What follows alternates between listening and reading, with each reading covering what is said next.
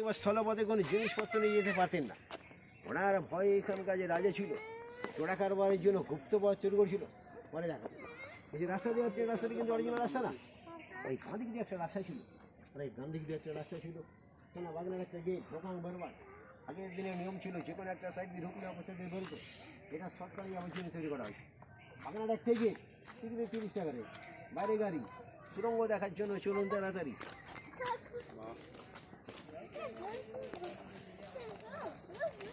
Group photo হবে না, সবাই মিলে একটা ফটো তুলবো। এই তো সবাই মিলে একটা ফটো তুলবো না, হ্যাঁ সবাই মিলে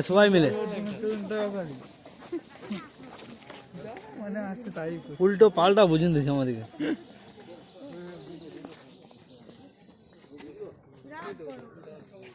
কি গোবরা সাপ,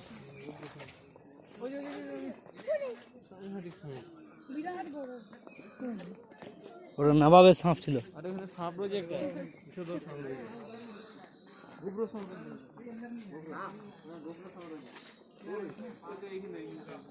ঝোপটা দে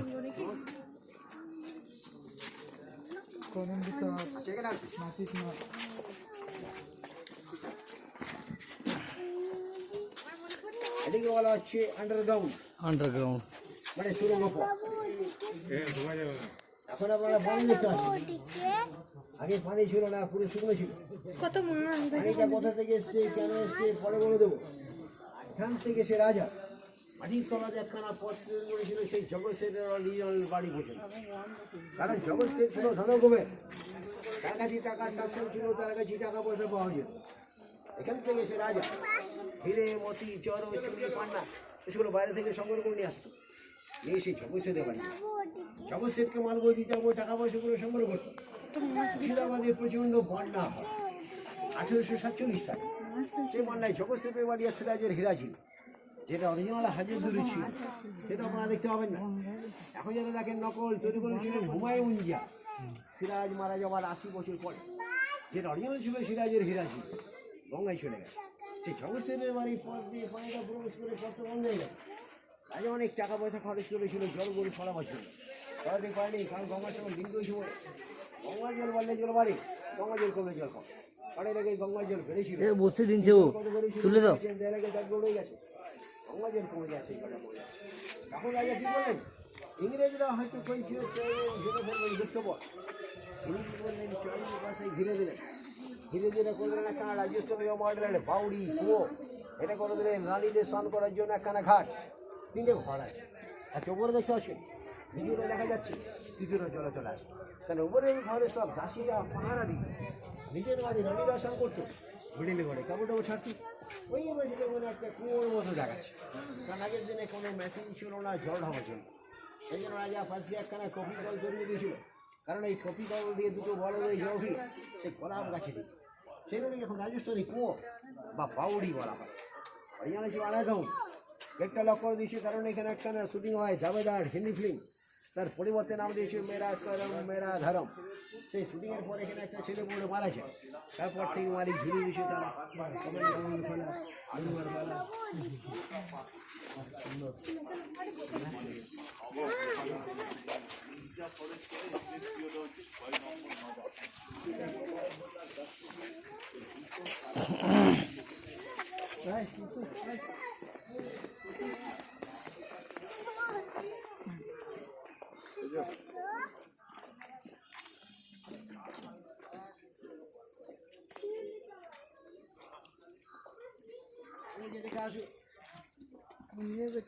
যারা নষ্ট হয়ে গেছে সামনে গিয়ে দেখে আসতে পারেন। তাহলে এখানে আসুন, মূর্তিটা দেখুন।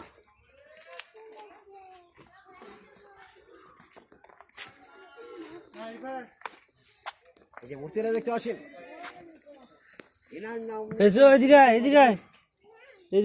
ইনি হচ্ছেন বিশ্ববিখ্যাত আর্টিস্ট মাইকেল অ্যাঞ্জেলো। ইনি একজন ইটালিয়ান শিল্পী ছিল, তিনি ভালো ভালো ছবি আঁকতেন। এনার হাতে ছবি হাজিরুটি দেখতে হবে। এরা তৈরি করেছিল রাজস্থানের শিল্পীরা, একটা পাথরকে দণ্ডায়মান করে তিনি হাতুড়ি দিয়ে কেটে কেটে মূর্তি তৈরি করেছিল।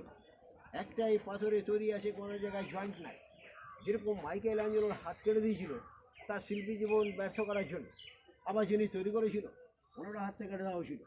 ইতিহাসে পাওয়া যায় তার নাম দীপাকর ভাস্কর। তবে আমরা বেশি ভদ্র তার নিদর্শন দেখতে আসেন, আঙুলগুলো ছিল নাকটা ছিল, এই আমার মতো আপনার মতো দর্শকরা ভেঙে দিয়েছে। অরিজিনাল যে হাত কেটে দিয়েছিল পায়ের কাছে দেখুন তার নিদর্শন রয়েছে, দেখতে পাচ্ছেন পায়ের কাছে কবজি সমাজ কাটা আছে। এই মূর্তি তৈরি করেছিল বাগানের সৌন্দর্যের জন্য, বাগানের কাছে স্বর্গে মূর্তি আছে এখানে, চলুন যায় ওখানে।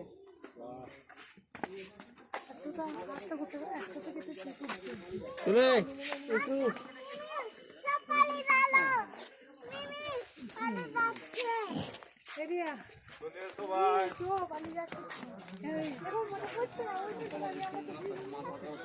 হ্যাঁ ওইখান থেকে ওইখান থেকে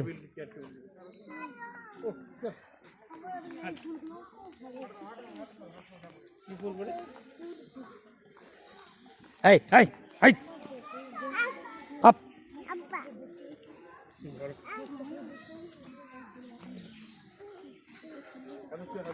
কি বলে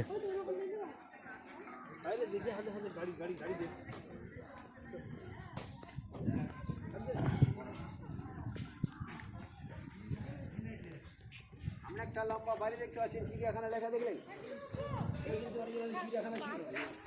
এখানে সেই সময় হাতি, গন্ডার, জলহস্তি, জিরাফ, চারটে পশুপাদের সব পশু থাকতো। এটা ধ্বংস হয়ে গেছিলো। এখন যারা এই প্রপার্টির মালিক আছে তারা রিপেয়ার করে আবার চিড়িয়াখানা করেছে। তো চিড়িয়াখানায় পশু দেখতে পাবেন না, বিভিন্ন দেশে পাখি আছে, মাছ আছে, খরগোশ আছে, এগুলো আসার সময় দেখবেন। এই টেবিলে দেখতে পাচ্ছেন এরকম বিল্ডিংয়ের চারিপাশে ছিল, একখানা ভেঙে গেছে, তিনখানা আছে। চেয়ারগুলো দেখতে পাচ্ছেন ইস্ট ইন্ডিয়া কোম্পানির লোহার চেয়ার। এখানে সেই সময় নবাব রাজারা আসলে বসে গল্প গুজব, হাওয়া বাতাস, সুরাপান, দাওয়া পাশে খেলতো। বোটগুলোকে দাওয়া বোট বলে। এটা সেই 4 ভাইয়ের বাসস্থান। আগের দিনে সিমেন্টের প্রচলন ছিল না, 240 বছর হচ্ছে বয়স। ছোটো ছিল রাজাবাস, এখন এই যে বাইরাটি চামচিক আর মৌমাছির বাস। পিছনে বাগান, সামনে এই গান।